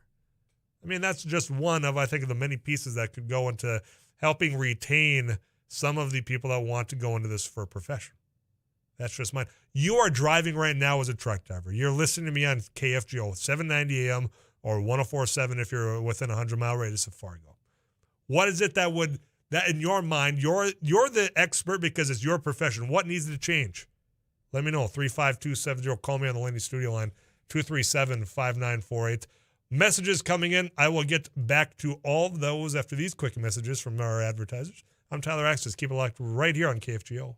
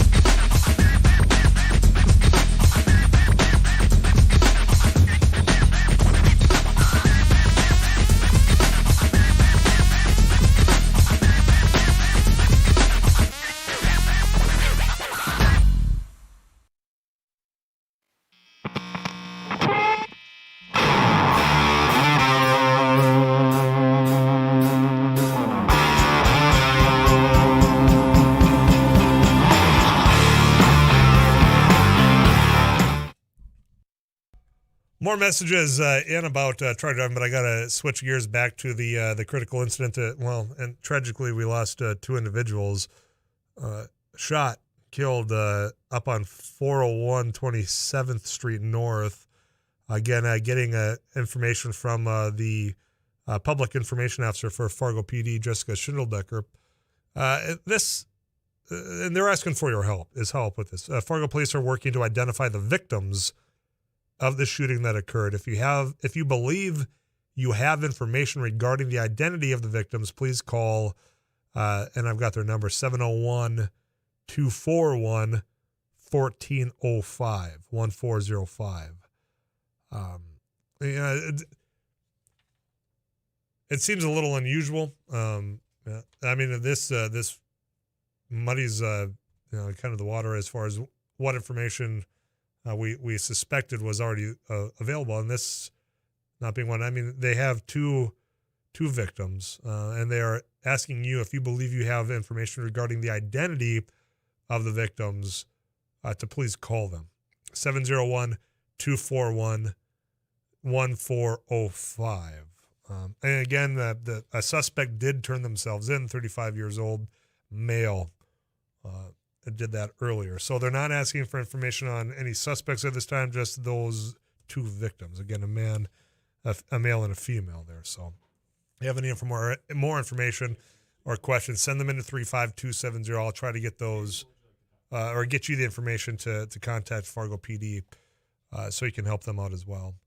And Tyler, unfortunately, growth of a city brings more trouble, although crime over the entire country seems to have increased. I think that's in reference to the fact that I had a conversation with Police Chief Dave Zabolski on yesterday, asking, there's more high profile. It seems more violent crimes taking place at a trend. And he's saying that it's a little early as of now to say if it's a trend and comparable to other years, given data what it is. I'm going to get to the phone lines. More questions coming in, more comments about trucking, but I'm going to get to the phone lines and talk to David. David, thanks for calling. What's on your mind? Yeah, I'm going to take issue with you here, Tyler. I listen to you regularly, and I like your show, but I really think you're doing a disservice to the police department by bringing or repeating this address of where this incident happened constantly. I don't think it really needs to be known by the public. Every looky-loo and wacko is going to make his way over there just to see where this happened. And I just find that to be counterproductive, and I think the police might agree with that. They might say, hey, we don't need any more people at these scenes. They're trying to do an investigation. Well, David, I appreciate you listening and pushing back. But the thing is, I'm reading this from the police releases. This is the information from the police department they want the media to get out, David. And I've said multiple times, don't drive around there. Don't do the rubbernecking. I know that some people have an urge to do that. This is not the time to do that, David. I know, but it's human nature. It's just like you tell somebody not to, they will. Yeah. Well, and it's like you can put a refrigerator on your front lawn and say free, and it'll just sit there. But you put $50 on it, it'll be gone the next morning. So yeah. I'm just saying, I just think it would be better if you didn't have to give out. I don't think it's useful information to know where this happened. I think just say it happened in North Fargo at a business or a residence. Enough. All right, David. Well, appreciate the criticism. I didn't mean to cut you off there. Thing is, I'm just reading what's coming from the Fargo PD. And if they didn't want me to continue to offer that, they won't have just released another press release right now in my hand talking about that incident. And if they're asking for more information to identify the victims, that information might be relevant to people to connect those dots. That's where I'm from, and that's why I'll continue to do what the police department is asking us to do as far as media goes. 237-5948. You can also text into 35270. We'll have more on that when more information does, or more requests or more information comes from the Fargo PD, and I'll give that to you in its entirety as they write it in their press releases. We're talking about truck driving as well. Tyler, the lack of respect you speak of is all-encompassing. Being respectful seems to be a virtue no longer appreciated. And there's more instances of, lacking respect in a variety of things. Be that whether a member of Congress, they censured somebody for sharing a cartoon that was depicting violence earlier today. I mean, that across the board, sure. But I think there are certain professions that have, for whatever reason, lacked respect more recently than before. That's what this got brought up on when we're having the conversation earlier. Tyler, there's a federal mandate on people who want to become a CDL driver, need to take a $6,000 class to do so. That starts February 7th, I believe. There are a lot of people who can't afford that, and that will hurt the industry as well. Bingo. You're right. And that was one thing that Kelly brought up when we were having a conversation earlier, is there are things that perhaps need to change, and maybe some improvements to making sure that safety is one thing. Okay, that increase in all this, the timing could not be worse. I mean, it simply couldn't be when you have the labor shortages across the board. You have people that retired early. When you see that the average age, I think, is 55, you're thinking long term, how many people are going to be coming out of the workforce for truck driving, and now to get that younger group in, boy, if you would have asked me at 18 or to 22 or even at 25 saying, hey, look, to even get this job, you need to pay $6,000. No, I'm not going to be able to afford to do that. So the timing couldn't be worse. I don't know if there's, when we talk about incentives to get people there, I mean, you hear about signing bonuses for other industries. You hear about, hey, here's the benefits. I don't know. I don't have any help wanted ads from trucking industries right now. The people that would be hiring these drivers saying, look, we'll comp this, we'll cover this. I mean, if not, this is certainly an avenue I think that could be dove into a little bit if we're trying to recruit. But that retention thing, when I'm looking, what sparked this latest conversation that we just had was from an article I had read that it claimed there is no shortage of U.S. truck drivers, which I think we can say is baloney, because there is, when we're thinking that they need about 80,000 truck drivers, that we're facing a shortage right now. But their claim is people are willing to take the job, but then after X amount of months, they no longer keep the job. That retention piece. Okay, I dipped my toe in the water. I checked out how the temp was, but you know what? After taking a dive in, I decided, you know what, it's a little chilly for me. So how do you get that? How do you get it to where it feels just right? Man, you know what? I can see myself doing this. I'm proud of the job. I'm going out and making money. I like the lifestyle. What's that going to take? And who's willing to make the change? That's where this conversation got brought up. All right, KFGO News on the way when we come back, final half hour. Whatever you want to talk about, I am there for you. I'm Tyler Axness. You got to locked into 790 AM, 104.7 FM, KFGO Fargo.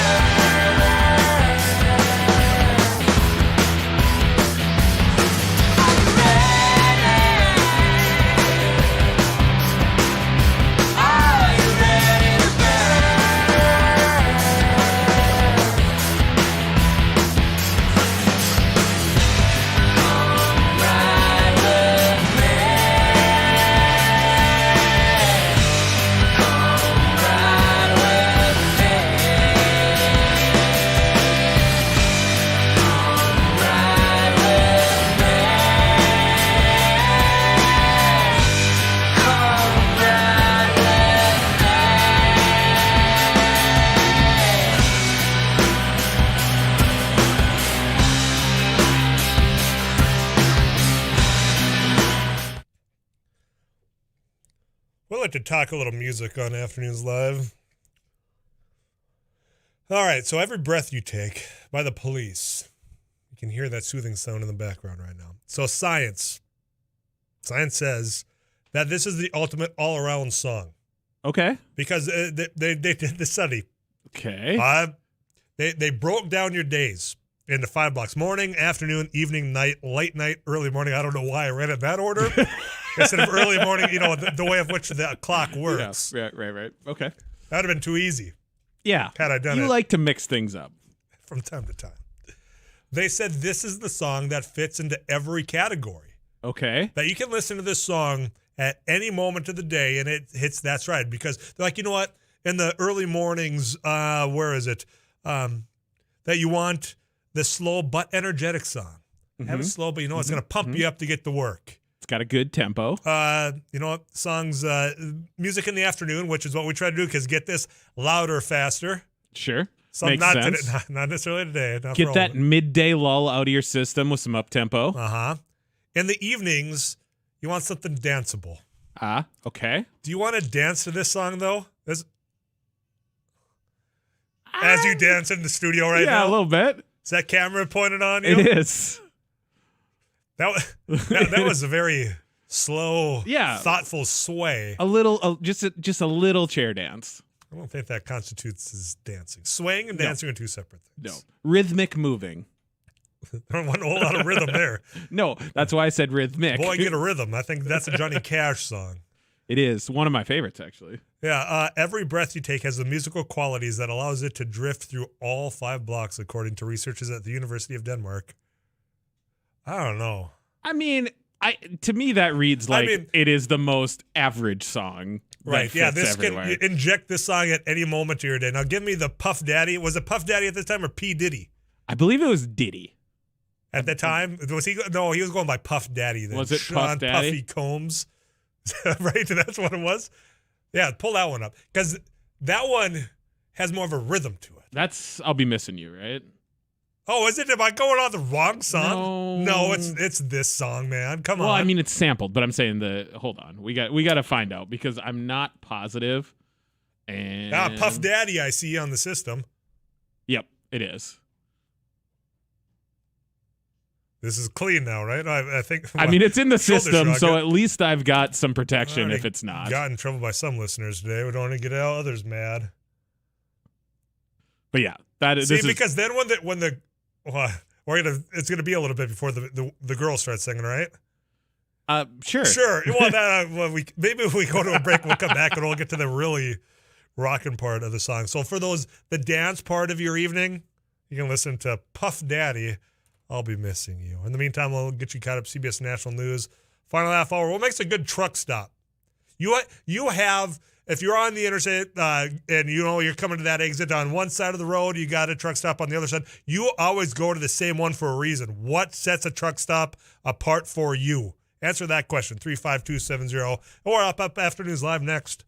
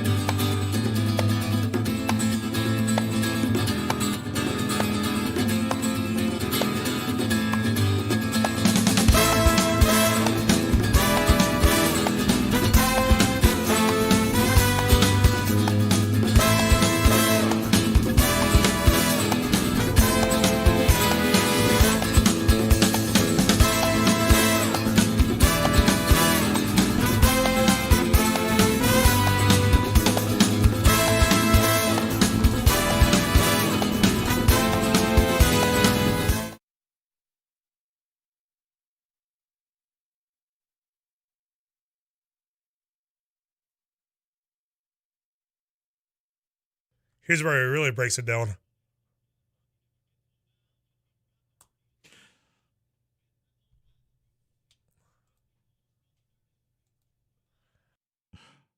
I'm pretty sure you could learn the bass line to this song in about 14 seconds. Yeah. It's about getting the rhythm of it, though. No, nothing. It's about getting. Don't roll your eyes. All right, back because I read more on this research about from Denmark University, saying that every breath you take has the qualities to match any part of your day. Here's what one of the researchers said, and this is a quote. It's a very in the middle type of song. It's medium tempo. It's a bit groovy, but not too much groovy. It doesn't have any loud surprises, and it's all over just a very pleasant, perhaps even a bit bland song. Boy, if that's not an endorsement. Ringing praise for every breath you take. It's kind of bland. It's just, it's just there. Yeah. It's got a real Tuesday feel to it. It's not the best song for any situation, but you can play it whenever, and people won't be offended. Yeah, nobody will be offended whether you wake up to the song or if you close out your day with the song. Yeah, that I don't know if I want that to be the message behind a song. And I don't know, would you consider Every Breath You Take like a top 5 Police song? I would have to have their catalog in front of me. I mean, it's one of their most recognized songs, without a doubt, right? Yeah, absolutely. And the fact that Puff Daddy kind of took that beat and made it his own to a different one. That was after Biggie Smalls, if I do believe. I believe is that an you're MTV right. Music video moment? Yeah, that would have been stage? early TRL days, I would guess. Don't bring Total Request Live into this. That had nothing to do with it. Dude, he's not getting upset. Somebody's calling 237-594. It's Lenny's studio line. I'd ask you the question: if you have truck stops, I mean, something sets them apart. If you're a regular driver, you have your truck stop that you go to. And what's the reason? What sets that truck stop above the other one across the interstate, across the drive? Some are saying, well, it's just about the ease of getting in and out. Not for me. There are variables that make me choose one truck stop over another. For example, the type of food. If you got a craving for something, I know that truck stop on that side of the road has better a variety of food than, say, the one that might be on the south side of the road. That's one for me. There's other messages in at 35270 about that, but I got to get to the phone lines because Tom has called in about Sting. Tom, thanks for calling. How are you? Hey, Tyler, I got to tell you something about that song. I was listening to an interview with, I believe it was Terry Gross from NPR with Sting, and he said he could not believe that all these future brides were selecting that as their song. And I don't think they really listen to the words, you know. Mm-hmm. Last thing you want to do is be stalked, right? Yeah, that's fair. Yeah, so but we just learned, Tom, that, you could inject that song at any part at any moment and you're not going to offend anybody. And certainly if you don't listen to the lyrics. Well, it's the stalker's anthem. Yeah. That's all I got for you. Tom, thanks for the phone call. Yeah. We pick up on songs more for the beat because there are some songs that are very popular for young adolescents. Boy, if you just took the time to listen to the lyrics. Yeah. And I'm guilty. I mean, there were artists of songs I was cranking up very loud in the two-door red Dodge Avenger that I was driving that had the loud system in the back. I was listening to songs I should not have been at that time. There's more of that now. And it's popular. And what's weird is they'll take those beats as well and put them into like just a casual Pepsi commercial, just to pick one. Yeah, exactly. It's like, wait a minute, they're playing this song for that? I'm trying to think of there was an example recently of they had the bed of a song behind some product they're trying to sell to kids. I'm like, they didn't care about the lyrics or they didn't listen to the lyrics. Yeah, and it's amazing to me how many really popular songs I'm going to play on the way out a song that is wildly disturbing if you listen to the actual lyrics, but I've heard hundreds of people sing along to in crowds. I'll out it right now because I'm guilty of singing this song, but I've never. Tom's gonna call me on this. I've never listened to the lyrics. What's offensive about this? What's weird about this? Tell me off air. Yeah, it's gonna be an off-air conversation. Okay. You ponder this as you listen to Strawberry Wine to be at Deanna Carter.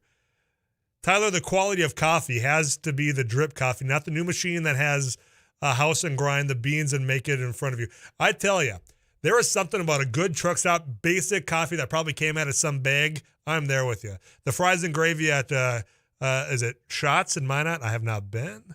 So that's what's pulling. I tell you, there's one truck stop that has that basic ham and cheese sandwich that I used to get in grade school.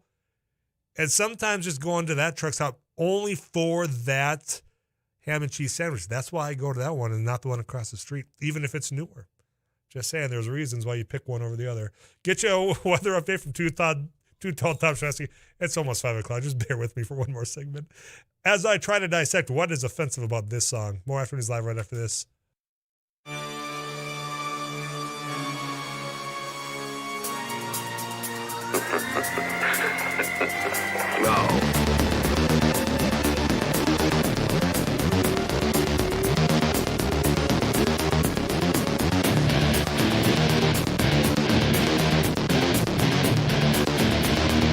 It belongs to a creature from outer space.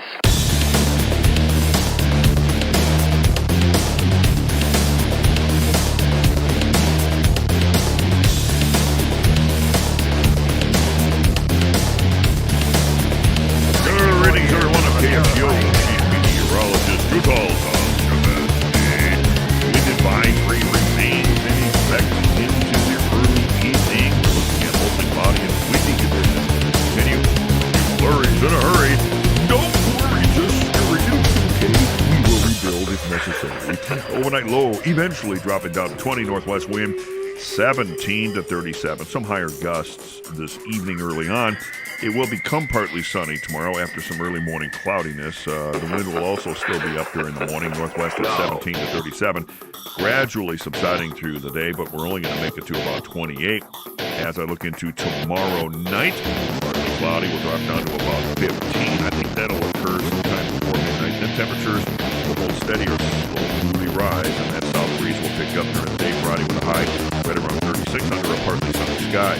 On Saturday, partly to mostly cloudy, 36, but on Saturday night into Sunday morning, a weak sliver-like system will bring the chance for a little bit of light snow into the region. It's out of here midday and afternoon, then it's windy and colder, morning high of 28, then falling temperatures. I do not 64 years into the terrifying future. light snow, but colder temperatures on the way at the tail end. Currently 30 degrees in KFGO Studios. Final segment of Afternoons Live with Tyler Axness. Coming up.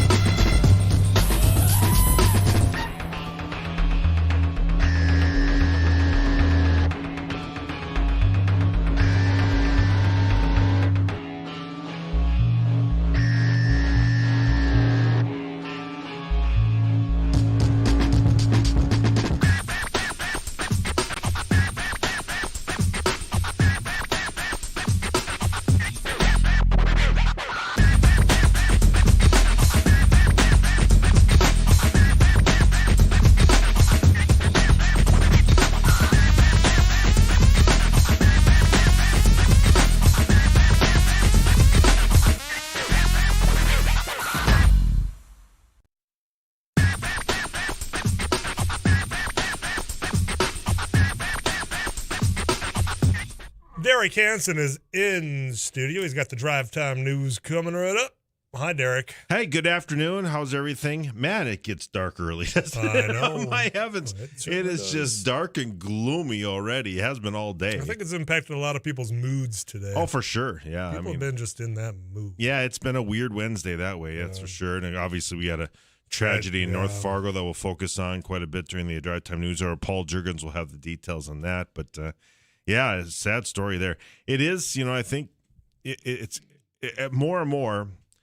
And I don't know, this is so unrelated, but went to put some gas in, and I'm seeing more and more prepay, right? You got to pay before you, and, we're having these tragedies and, shootings and things like that. It's, we're becoming a bigger area. We are. And that's all there is to it. That was the takeaway, I've gotten from law enforcement that I've visited with, saying, is it common? Are we exceeding as far as the amount of crime per how much growth we've had percentage-wise? Like, this is just growing pains of being a bigger area. You got more people. Yeah, no question. So, yeah, hopefully they can get, put the pieces together. Because I think what scares a lot of people in this, and we just don't know, is what was there a motive? Did the people know each other? That's the way all went on. And we just don't know. Yeah, and we will. The investigation going on. But, the police are asking for help identifying the victims, which that tells me something different, that I'm not going to do any speculation over these airwaves, but I found that to be unusual given what other details we had. I guess. Yeah, for sure.